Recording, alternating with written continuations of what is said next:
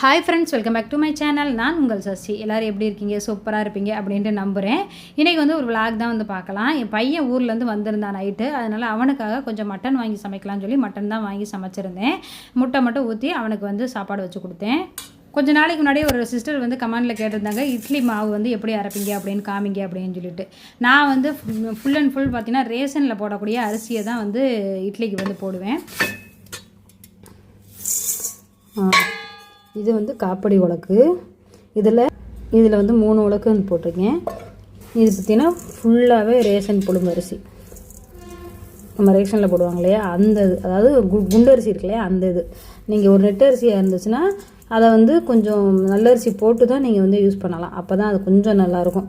இது ஃபுல்லாகவே நீங்கள் இதை மட்டுமே போட்டு யூஸ் பண்ணலாம். ரொம்ப நல்லாயிருக்கும் இட்லி. நான் இந்த மாதிரி தான் ஒரு 6 மாதமாக போட்டுக்கிட்டு இருக்கேன். ரொம்ப சூப்பராகவே இருக்குது இட்லி. இது குண்டரிசி. இதில் காப்படி உலக்கு இருக்கு இல்லையா, இதில் 3 உலக்கு போட்டிருக்கேன். அதாவது முக்காப்படி போட்டிருக்கேன் இப்போதைக்கு. இதில் இன்னும் ஒரு காப்படி அளவுக்கு பச்சரிசி நான் சேர்த்துக்கிறேன். இது காப்படி உலக்கில் ஒரு உலக்கு பச்சரிசி எடுத்திருக்கேன். இதுவும் பார்த்திங்கன்னா ஃபுல்லாகவே ரேஷனில் போடக்கூடிய பச்சரிசி தான். அதனால் இது ரெண்டுமே எடுத்துருக்கேன். மொத்தத்துக்கு நான் ஒரு படி அளவுக்கு இட்லி அரிசி அதாவது மொத்தமாக ஒரு படி எடுத்திருக்கேன். இதை இப்போ நல்லா களைஞ்சிட்டு ஊற வச்சிடலாம். இதுக்கு உளுந்துன்னு பார்த்தீங்கன்னா நம்ம தோல் உளுந்து இல்லை வெள்ளை உளுந்து எது வேணாலும் போட்டுக்கலாம். நான் இன்றைக்கி உங்களுக்கு காமிக்கிறக்காக வெள்ளை உளுந்து போடுறேன். நான் வெள்ளை உளுந்தும் போடுவேன், தோல் உளுந்தும் போடுவேன், ரெண்டுமே போட்டுக்குவேன். இப்போ இது 100 கிராம் உலக்கு. இதில் நான் 2.5 போடுவேன். எனக்கு அது கரெக்டாக இருக்கும் அளவு. 1 2 2.5 இந்த அளவுக்கு தான் நான் உளுந்து போடுவேன். கொஞ்சமாக வெந்தயம் சேர்த்துக்குவேன், கொஞ்சம் வெந்தயம், அவ்வளோதான். இதுதான் நான் போடக்கூடிய அளவு. 2-3 சிஸ்டர் கேட்டிருந்தனால நான் சொல்கிறேன். இப்போ இதையும் ஊற வச்சிடலாம். நான் ரெண்டையுமே ஒன்றாவே ஊற வச்சிருவேன். இப்போ இதை ஊற வச்சுட்டேன். இது ஒரு 1 மணி நேரம் ஊறட்டும். அரிசியும் ஊற வச்சுட்டேன். இதுவும் ஒரு 1 ஹவர் கிட்ட ஊறட்டும். ஊறினதுக்கப்புறம் நம்ம போட்டோம். நல்லா ஊறினதுக்கப்புறம் கிரைண்டரில் போட்டு விட்டுடலாம். நீங்கள் மிக்சியில் அரைக்கிறத விட கிரைண்டரில் அரைக்கும் போது இட்லி மாவும் நல்லா சூப்பராக வரும். அதனால் ஃபஸ்ட்டு நான் உளுந்து போட்டுறேன். நிறைய பேர் அரிசி போட்டுட்டு உளுந்து போடுவாங்க. நான் எப்போவுமே உளுந்து போட்டுட்டு தான் அரிசி போடுவேன். உளுந்து போட்டவுடனே கொஞ்சமாக தண்ணி தெளித்து விட்ருங்க. அது நல்லா கொஞ்சம் நேரம் ஆறட்டும். அப்பப்போ தண்ணி தெளித்து நல்லா வலிச்சு விடுங்க. இது உளுந்து போட்டதுலேருந்து ஒரு 1/2 ஹவர் கணக்கு வச்சுக்கோங்க. அப்போ தான் உளுந்து நல்லா ஜம்முன்னு ஆடி வரும். அது ஆடிக்கிட்டு இருக்க இந்த கேப்பில் பார்த்தீங்கன்னா உளுந்தங்கஞ்சி மாவு, அதாவது கவுனி அரிசி மிக்ஸ் நாங்கள் குடிக்கிறோம் இல்லையா டெய்லி, அது காலியாகிடுச்சு. நேற்றே அரைக்கணும்னு நினச்சேன். நேற்று என்கிட்ட உளுந்தோட அளவு கொஞ்சம் கம்மியாக இருந்தது. அதனால் இன்றைக்கி காலையில் தான் என் ஹஸ்பண்டை வாங்கிட்டு வர சொல்லியிருந்தேன். ஸ்கூல் விட்டுட்டு வரையில் வாங்கிட்டு வந்திருந்தாங்க. அதையும் வறுத்தரலாம் அப்படின்னு சொல்லிட்டு நான் இன்றைக்கி எடுத்திருக்கேன். ஏன்னா ஒரு நாள் கூட இந்த கஞ்சி குடிக்காமல் நாங்கள் இருக்கிறதே கிடையாது. ஏன்னு பார்த்தீங்கன்னா டீயை கம்ப்ளீட்டாகவே நிப்பாட்டியாச்சு காலையில் குடிக்கிறத. அதனால் காலையில் ஏதாவது ஒன்று சூடாக குடிக்கணும். அதனால இந்த ஹெல்த்தி மிக்ஸை நாங்கள் ரெடி பண்ணி வச்சுட்டு நான், பாப்பா, என் ஹஸ்பண்ட் 3 பேருமே இதுதான் குடிக்கிறோம். உளுந்தை நல்லா செவக்க வறுத்துடணும். நல்லா வாசம் வர்ற வரைக்கும் வறுத்துருவேன். உளுந்து அதுக்கப்புறம் கவுனி அரிசி ரெண்டுமே ஈக்குவலாக தான் நான் எடுத்துக்குவேன் எப்போவுமே. அதுக்கு இடையில் பார்த்திங்கன்னா இங்கே உளுந்து ஆடிருச்சு, அதாவது கிரைண்டரில் போட்ட உளுந்து நல்லா ஆடிருச்சு. அதையும் எடுத்து வச்சுட்டு அரிசியை போட்டு விட்டு வந்துட்டேன். வெயில் நல்லா அடிச்சிச்சு அப்படின்னா இந்த கவுனி அரிசியை மட்டும் நல்லா கழுவிட்டு வெயிலில் காய வச்சு இதோடு சேர்த்து அரைக்கலாம். வெயில் இல்லாதங்காட்டியில் லைட்டாக அந்த கடாயில் லைட்டாக சூடு பண்ணிவிட்டு நான் இந்த உளுந்தோடு மிக்ஸ் பண்ணிக்குவேன். இதை நான் வீட்டிலையே அரைச்சி வச்சுருவேன். ஃபுல்லாக மிஷின்லாம் கொடுக்க மாட்டேன்.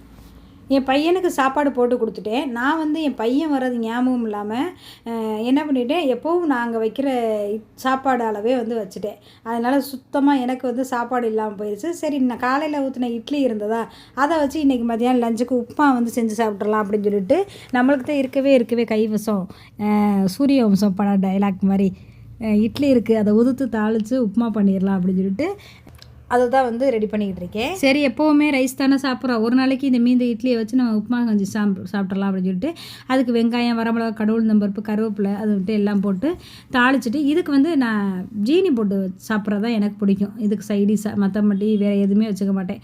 அதை வச்சு சாப்பிட்டு முடிச்சிட்டேன். இதுக்கு இடையில் பார்த்தீங்கன்னா மாவு இட்லி மாவுக்கு அரிசியுமே ஆடிடுச்சு. இதுக்கு தேவையான அளவு உப்பை நான் இதிலேயே போட்டு எடுத்துருவேன். எனக்கு கையில் போட்டு கரைக்கும் போது அந்தளவுக்கு கரையாது உப்பு. அதனால் நான் வந்து கிரைண்டரில் அரிசி ஆட்டும் போது உப்பு வந்து போட்டுருவேன். பையன் ஊர்லேருந்து வந்ததுனால அவன் ட்ரெஸ்ஸஸ்லாம் முதல்ல வாஷ் பண்ணி போடுறான்னு சொல்லி அது எல்லாமே வாஷ் பண்ணி போட்டாச்சு. இந்த பக்கம் இது வந்து பார்க்குறதுக்கு ஒரு செட்டு மாதிரி இருக்கும். இதுக்குள்ளே 3 கொடி இருக்குது. இது 1 அடுத்து 3 செட்டு வந்து இங்கே காயுது. அதுக்கப்புறம் இந்த பக்கம் கொஞ்சம் வெயில் அடிச்சிச்சுன்னு இந்த பக்கம் கொஞ்சம் கொடியை கட்டி பாப்பாவோட யூனிஃபார்ம்லாம் காய போட்டிருக்கேன். இது போக இன்னும் கொஞ்சம் துணி வந்து எங்கே காயும் பாருங்கள், தெரியுதா? சந்துக்குள்ளே போட்டிருக்கேன் எல்லாத்தையும். அதெல்லாம் ஒன்றும் அர்ஜென்ட் இல்லை, அதனால் அங்கே போட்டிருக்கேன். இப்போ மாவு நல்லா நைஸாக ஆறிடுச்சு பாருங்கள். இந்த அளவுக்கு நல்லா வந்து நைஸாக ஆட்டி எடுத்துக்கோங்க. ஆட்டி எடுத்ததுக்கப்புறம் நம்ம இதை வந்து வலிச்சிடலாம். மாவு வலிச்சிட்டு கையோட நல்லா அடித்து கலக்கிட்டு வேறு ஒரு பாத்திரத்துக்கு மாற்றி வச்சுக்கலாம். உப்பு ஆல்ரெடி நான் கிரைண்டர்லேயே போட்டதுனால கிரைண்டர் கழுவுன தண்ணி இருக்கும்லையே அதை கொஞ்சமாக ஊற்றி இதில் வந்து கரைச்சி எடுத்துக்கிறேன். பார்த்தீங்கனாலே தெரியும் மாவோட கன்சிஸ்டன்சி வந்து நான் இப்படி எந்த அளவுக்கு வச்சுருக்கேன் அப்படின்ட்டு. இந்த அளவு இருந்தால் தான் இட்லி வந்து உங்களுக்கு ஊற்றும் போது நல்லா வரும். அதனால் நான் 2 பாத்திரத்தில் மாற்றி வச்சுக்கிறேன். இப்போ மாவாட்டுற வேலையும் முடிஞ்சிருச்சு, உளுந்த வறுத்த வேலையும் முடிஞ்சிருச்சு. இப்போ கையோட இந்த கிரைண்டரையும் கம்ப்ளீட்டாக கழுவி வச்சிடணும். எப்போவுமே வந்து மாவாட்டினா கிரைண்டரையும் கழுவிட்டோம்னாக்கா ஒரு 5 நிமிஷம் தான் ஆகும் அதை கழுவுறதுக்கு. அதுக்கு சோம்பேறித்தனம் போட்டு வச்சோம்னா அது காஞ்சு நம்மளுக்கு எக்ஸ்ட்ராவாக வேலையாயிரும். ஈவினிங் போல் ஏதாவது ஸ்நாக்ஸ் செஞ்சு கொடுக்கலான்னு சொல்லிட்டு ப்ரெட் இருந்தது. சரி அதை வச்சு மசாலா சாண்ட்விச் மாதிரி ரெடி பண்ணிடலாம் அப்படின்னு சொல்லிட்டு இதுக்கு வெங்காயம், தக்காளி, கொஞ்சம் கேரட்டு, முட்டைக்கோசு, பீன்ஸு எல்லா வெஜிடபிள்ஸையும் போட்டு மசாலா வந்து ரெடி பண்ணிக்கிட்டு இருந்தேன். இதில் கொஞ்சம் கரம் மசாலா, மஞ்சத்தூள், சீரகத்தூள், மிளகாய்த்தூள் இது எல்லாமே போட்டுட்டு நல்லா மிக்ஸ் பண்ணி காய் வந்து ஓரளவுக்கு ரொம்ப வந்து வேகணும் வதங்கணும்லாம் அவசியம் இல்லை. லைட்டாக வதங்கினா போதும். லைட்டாக தண்ணி தெளித்து கொஞ்சம் வதக்கி விட்டுட்டு அதுக்கப்புறம் இந்த மசாலாலாம் போட்டதுக்கப்புறம் தேவையான அளவு உப்பு, கொஞ்சமாக டொமேட்டோ கெச்சப் இதெல்லாம் போட்டு மிக்ஸ் பண்ணிவிட்டு அடுப்பு ஆஃப் பண்ணிக்கிறேன். இப்போ நம்ம தோசை தவா அடுப்பில் வச்சுட்டு இதில் கொஞ்சம் பட்டர் சேர்த்துட்டு நம்ம ப்ரெட்டை டோஸ்ட் பண்ணி எடுத்துக்கலாம். சைட்லேயே பார்த்தீங்கன்னா டீயும் வந்து நான் ரெடி பண்ணிக்கிட்டு இருக்கேன். இங்கிட்டு ப்ரெட்டும் ரெடி பண்ணிவிட்டு அங்கிட்டு டீயும் ரெடி பண்ணிக்கிட்டு இருக்கேன். ஏன்னா என் பையனும் இருக்கான், பாப்பாவும் இருக்கறனால 2 பேருக்குமே ஏதாவது போட்டு கொடுக்கலாம் அப்படின்னு சொல்லிட்டு அவங்க 2 பேருக்காக தான் இதை செய்கிறேன்.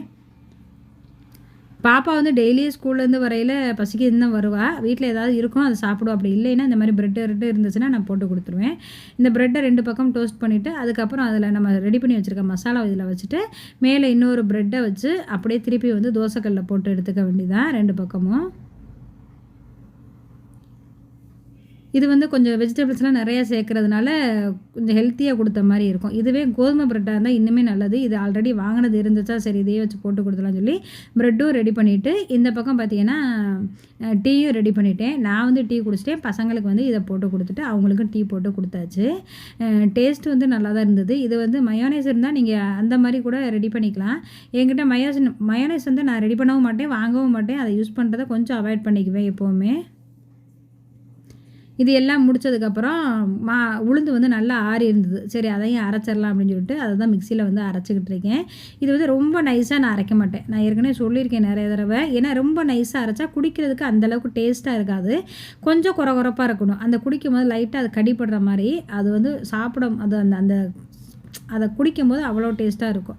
இதில் உப்பு போட்டு வேணாலும் நீங்கள் குடிச்சிக்கலாம். உப்பு, மோர் இந்த மாதிரி ஊற்றி கூட நீங்கள் குடிச்சிக்கலாம். நான் வந்து ஸ்வீட்டு கொஞ்சம் அதில் காலையில் டீ குடிக்கிற மாதிரி இருக்கட்டும் அப்படிங்கிறக்காக தான் அந்த மாதிரி வந்து ஸ்வீட் போட்டு நான் குடிச்சிக்கிறேன் வெல்லம் சேர்த்து. இது எல்லா வேலையும் முடித்ததுக்கப்புறம் தான் நான் வந்து வீடே துடைச்சேன். அன்றைக்கி வந்து ஆக்சுவலாக செவ்வாய்க்கிழமை என் பையன் வந்திருந்தாங்கிறக்காக தான் அவனுக்காக மட்டன் வாங்கியிருந்தோம். மற்றபடி வந்து செவ்வாய்க்கிழமை நான் பெரும்பாலும் வாங்க மாட்டேன். சரி அவனுக்கு ஊர்லேருந்து வந்திருக்கான். ஏன்னா ஏற்கனவே வந்தப்போ தீபாவளி சமயம் தான் வந்திருந்தான். அப்போ அவனுக்கு டெங்கு ஃபீவர், அதோட எங்கள் மாமியார் இறந்ததுனால அவனை சுத்தமாக அதில் கவனிக்கவே முடியலை.